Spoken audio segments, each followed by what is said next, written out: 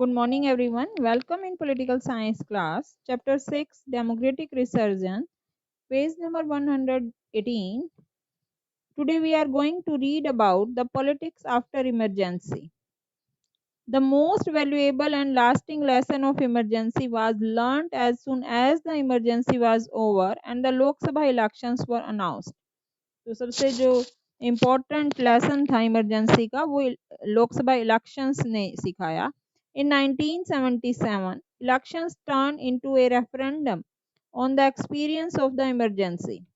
Emergency में जो कुछ भी हुआ उसके बाद ये फर्स्ट एक्सपीरियंस था इलेक्शन का. At least in North India, where the impact of emergency was felt most strongly. और नॉर्दर्न इंडिया के ऊपर ये इफेक्ट ज़्यादा स्ट्रॉन्ग था. The opposition for the election on the slogan of save democracy. तो opposition ने ये इलेक्शन जो है 1977 का इलेक्शन इस लोग सेव डेमोक्रेसी के इलेक्शन के बेसिस पर लड़ा. The people's verdict was decisively against the emergency. और लोग जो है इमरजेंसी के अगेंस्ट थे, पूर्ण तरीके से अगेंस्ट थे. The lesson was clear and has been retired in many state levels elections thereafter.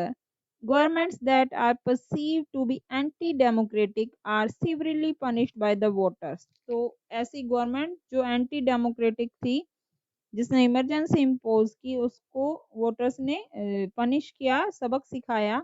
In this sense, the experience of 1975 to 77 ended up the strengthening the foundation of democracy in India.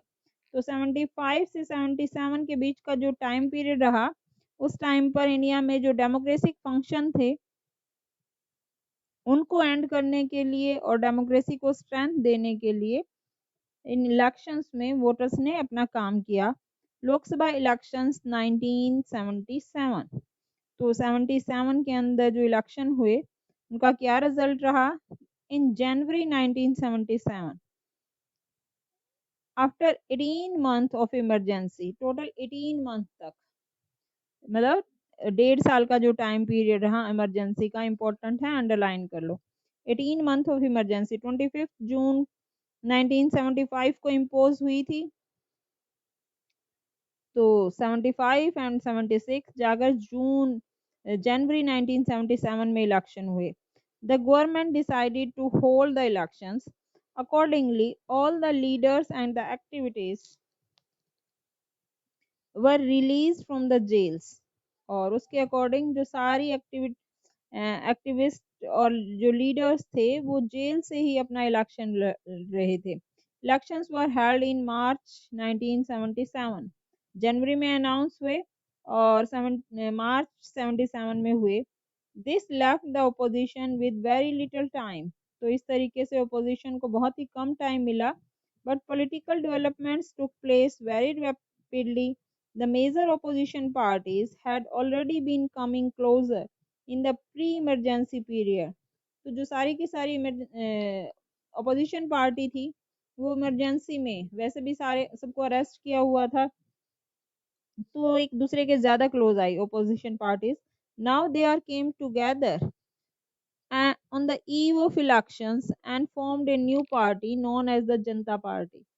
तो जो grand alliance बनाया था पहले opposition party ने मिलकर अब एक new party form की that is known as Janata party. The new party accepted the leadership of Jayaprakash Narayan और जयप्रकाश नारायण को उन्होंने लीडर बनाया. Some leaders of the Congress who were oppose the emergency also join this new party. और कांग्रेस के जिन लीडर्स ने emergency को इम्पोज किया था वो भी जनता पार्टी में मर्ज हुए. Some other Congress leaders also came out and formed a separate party under the leadership of Jagjivan Ram. तो जगजीवन राम भी कांग्रेस के जो थे एक सीनियर लीडर थे, उन्होंने भी एक सेपरेट पार्टी फॉर्म की. This party name as Congress for democracy. और जगजीवन राम की लीडरशिप में जो पार्टी थी उसका नेम रखा गया Congress for democracy. Later merged with the Janata party, जो कि बाद में जनता पार्टी में ही मर्ज हो गई. The Janata Party made this election into a referendum on emergency. तो रेफरेंडम होता है कि प्लेबिसाइट कि डायरेक्ट जनता के व्यूज लेना किसी बात पर। तो ये जो इलेक्शन था, जनता पार्टी ने एक तरीके से रेफरेंडम ऑफ इमरजेंसी की क्या इफेक्ट पड़ा इमरजेंसी का लोगों पर। It's campaign was focused on the non democratic character of the rule and on the various axes that took place during this period. तो सारा का सारा जो इलेक्शन कैंपेन था इसी पर बेस था कि गवर्नमेंट ने किस तरीके से कंट्री का जो पूरा डेमोक्रेटिक स्ट्रक्चर था उसको चेंज कर दिया। In the backdrop of the arrest of thousands of person and the censorship of press, किस तरीके से 1.5 लाख लोगों को के करीब अरेस्ट किया गया और प्रेस पर सेंसरशिप लगाई गई। The public opinion was against the Congress. तो ये तो अंडरस्टूड ही था कि अब कांग्रेस के अगेंस्ट आया था public opinion. Jayaprakash Narayan became the popular symbol of restoration of democracy. तो उन्होंने पहले से ही ये स्लोगन दिया था, सेव डेमोक्रेसी। तो डेमोक्रेसी का रिस्टोरेशन की अगेंस्ट डेमोक्रेसी आ पाएगी, इसका सिंबल बन गए थे JP. The formation of Janata party also ensured that non Congress votes would not be divided. और अपोजिशन के जो भी लीडर्स थे उन्होंने इस चीज को सुनिश्चित किया कि जो अपोजिशन के जो वोट हैं वो डिवाइड ना हो, जनता पार्टी को मिले। It was evident that the going was tough for Congress. तो अब कांग्रेस के लिए चीजें आसान नहीं रह गई थी। Yet the final results took everyone by surprise. For the first time since independence the Congress party was defeated in the Lok Sabha election. तो 47 में इंडिपेंडेंस मिली थी, 52 में फर्स्ट टाइम इलेक्शन हुए थे, उसके बाद से 77 में फर्स्ट टाइम ऐसा था कि जो कांग्रेस थी वो लोकसभा इलेक्शन लूज कर गई। The Congress could win by 154. The Congress could win only 154 seats in Lok Sabha. सिर्फ 154 सीट्स मिली। The share of popular votes fell down less than 35%। जो 44-48% होता था वोट परसेंटेज, वो 35% पे आ गया। जनता party and the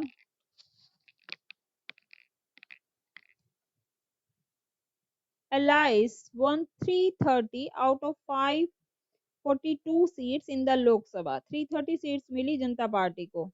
Janata party itself won 295 seats and thus enjoyed a clear majority. In North India, it was massive electoral wave against the Congress। तो mainly north India में तो कांग्रेस के अगेंस्ट था, जो प्रवाह था, रुझान था। The Congress lost in every constituency in Bihar में, एक भी constituency Bihar, Uttar Pradesh, Delhi, Haryana and Punjab, and could win only one seat each in Rajasthan and Madhya Pradesh.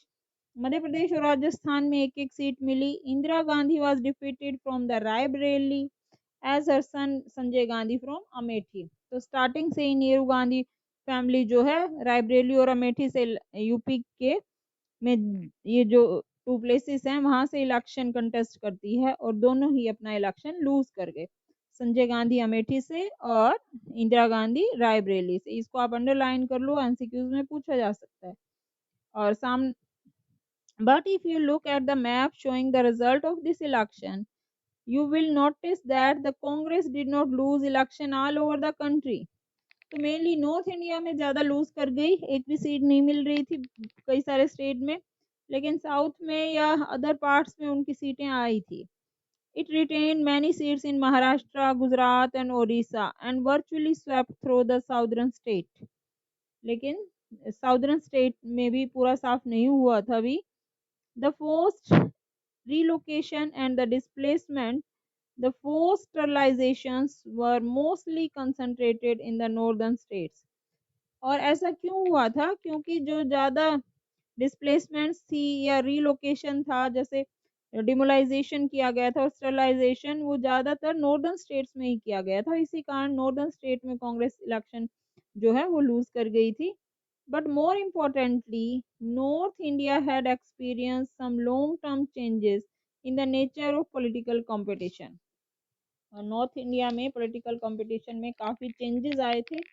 The middle caste from North India were beginning to move away from Congress and the Janata Party became the platform for many of these sections to come together.